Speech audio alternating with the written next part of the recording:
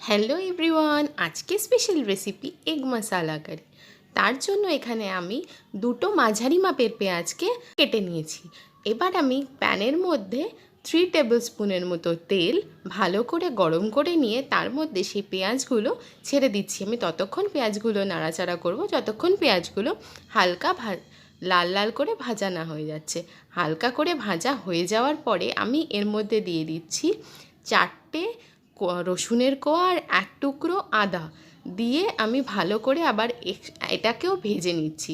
তার সাথে আমি এখানে একটা গোটা মাপের টমেটোকে কেটে নিয়েছিলাম, সেই টমেটোটাকে দিয়েও ওই তেলটার মধ্যে ভালো করে ভেজে নিচ্ছি। সামান্য পরিমাণে আমি এখানে নুন দিয়ে নিচ্ছি যাতে টমেটোটা ভালো মতো ভাজা ভাজা হয়ে যায়। তার সাথে আমি এখানে দিয়ে নেব 4টে গোটা কাঁচা লঙ্কাকে।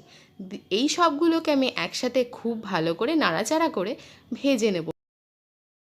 যখন এগুলো একসাথে খুব ভালো করে ভাজা হয়ে যাবে, দেখুন সব কিছু ভাজা হয়ে গেলে এটা একদমই কমে যাবে। এবার আমি গ্যাসটা বন্ধ করে তেলটাকে ঝরিয়ে নেব। তারপরে আমি একটা মিক্সিং জারে এটাকে তুলে নেব। দেখুন এটা ভালো করে তেল বেরিয়ে গেছে। এবার আমি এটাকে মিক্সিং জারে তুলে নিয়ে পেস্ট করে নিচ্ছি। এখানে আমি দুটো ডিমকে সিদ্ধ করে খোসা ছাড়িয়ে নিয়েছি। এবার আমি ডিম দুটোকে হলুদ, নুন এবং সামান্য লঙ্কা গুঁড়ো দিয়ে ভালো করে মাখিয়ে নিচ্ছি। তারপরে আমি এই মাখানো ডিমগুলোকে গরম করা তেলের মধ্যে ছেড়ে ভালো করে নাড়াচাড়া করে ভেজে নেব। যে তেলটার মধ্যে আমি আগে করেছিলাম মশলাটা, সেই তেলটার মধ্যেই আমি ডিম দুটোকে ছেড়ে দিলাম এবং ভালো করে ভেজে আমি তুলে একটা বাসনে রেখে দিচ্ছি।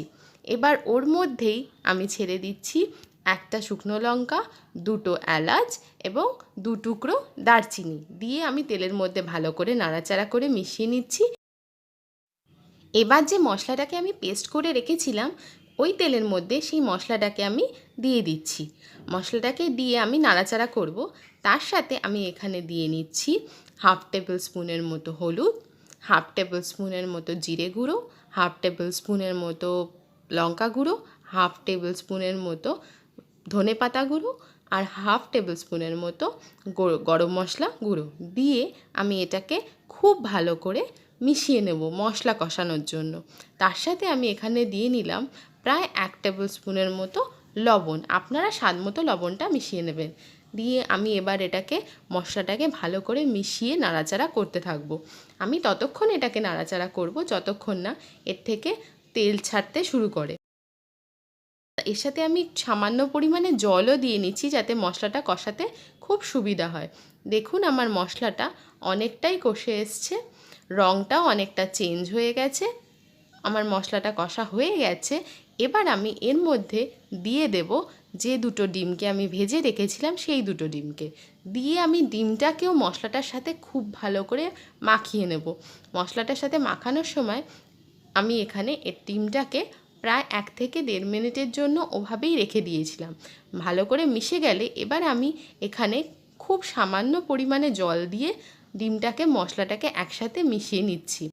এই রেসিপিটা রুটি, লুচি, পরোটা সবের সাথেই খুব ভালো লাগবে।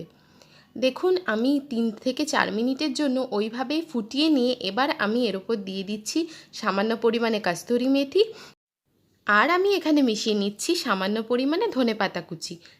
এটাকে দিয়ে আমি এখানে 30 সেকেন্ডের মতো মিডিয়াম ফ্লেমে এটাকে নাড়াচাড়া করে রান্নাটা হয়ে যাওয়ার পরে আমি এটাকে নামিয়ে নিচ্ছি। যদি রান্নাটা ভালো লেগে থাকে লাইক করুন এবং চ্যানেলটিকে সাবস্ক্রাইব করুন।